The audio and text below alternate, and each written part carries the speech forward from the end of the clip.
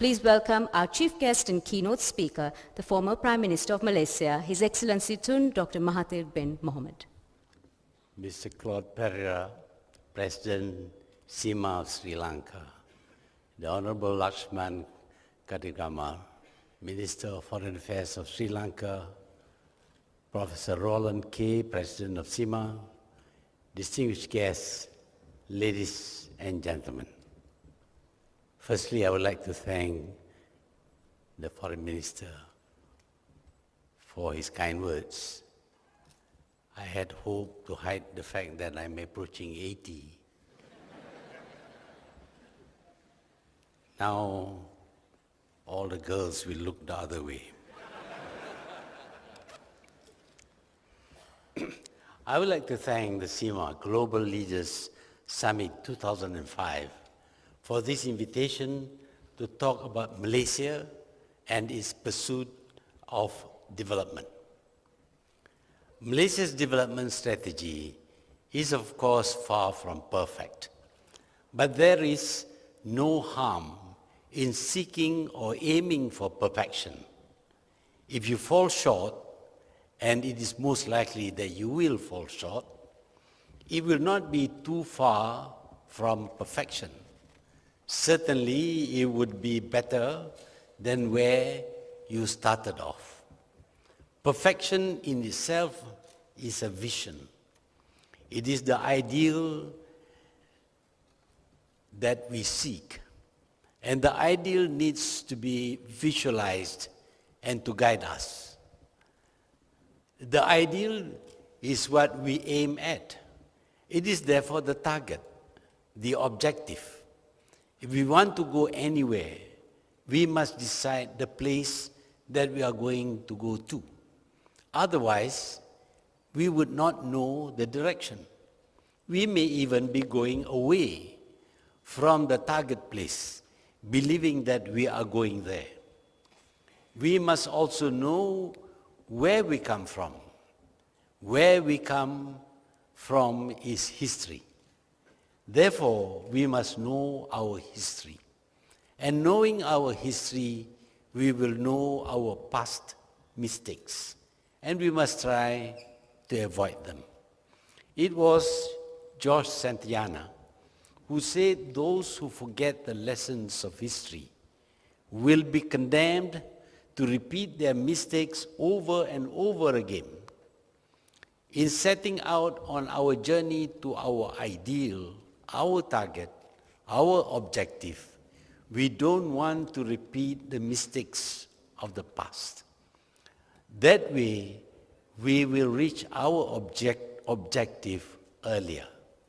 And so, in the pursuit of economic development, we must decide on the target. Malaysia was not overly ambitious initially.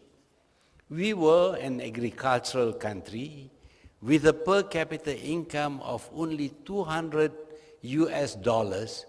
at the time we achieved independence. It would be unrealistic for us to want to become a developed country anytime in the future. We were modest. We merely wanted to create jobs for our people. Agriculture would not create the jobs. On 10 acres of land, only one job could be created. But on 10 acres of land, the manufacturing industry could create 1,000 or more jobs. The choice of objective was easy: industrialize. But how do we industrialize? We had no industrial know-how, no capital, no management skills, and no knowledge of the market to sell the products. Newly independent, we were very nationalistic, but we had to swallow national pride and invite foreign industrialists to come and start labor-intensive industries. Those were the days before FDI, or foreign direct investment, was a household word. We decided to to be foreign investor friendly. No nationalization of private enterprise. No tax on their products or profits. No bureaucratic hassles. We wanted nothing from the foreign investors except to create jobs for our people. Just that. But we gained more than that, unintentionally and unexpectedly. We found that our workers could acquire skills in manufacturing very quickly. They were productive. The quality of their products was world-class. This was a surprise. The children of farmers could do increasingly sophisticated manufacturing work. Their employers noticed this and decided on more sophistication and higher skills. Today, Malaysian workers actually supervise automated machines and ensure they are in working order. No more manual assembly work. It did not take long for the government to realize that Malaysia and Malaysians are capable of switching from agriculture to industry. And so the first industrial master plan was introduced. Soon after that came the idea of becoming a developed, industrialized country. But this is only with regard to the industrialization and development of the country. They cannot happen unless the situation permits the implementation of these plans. And the most important factor is the political stability of the country. Without stability, nothing would grow. Malaysia is a multi-ethnic country. The majority is made up of indigenous Malays and other tribal people. Then there are big Indian and Chinese minorities.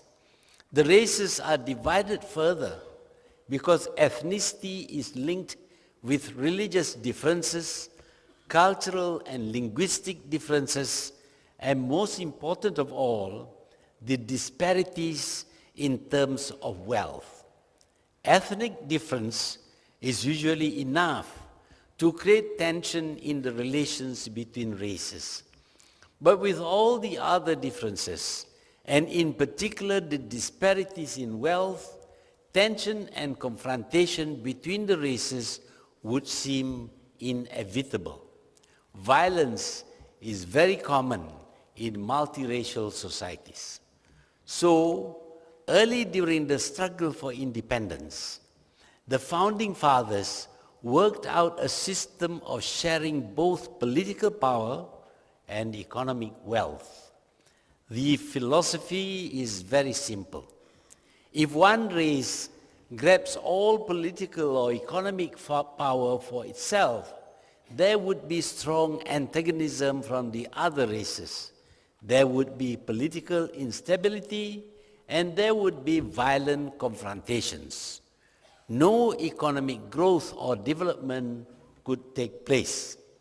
In that situation, the race which takes all for itself will find that it would be owning all of nothing, all of a country that is politically unstable, perhaps involved in civil war, and with an economy that not only failed to grow, but could actually be shrinking.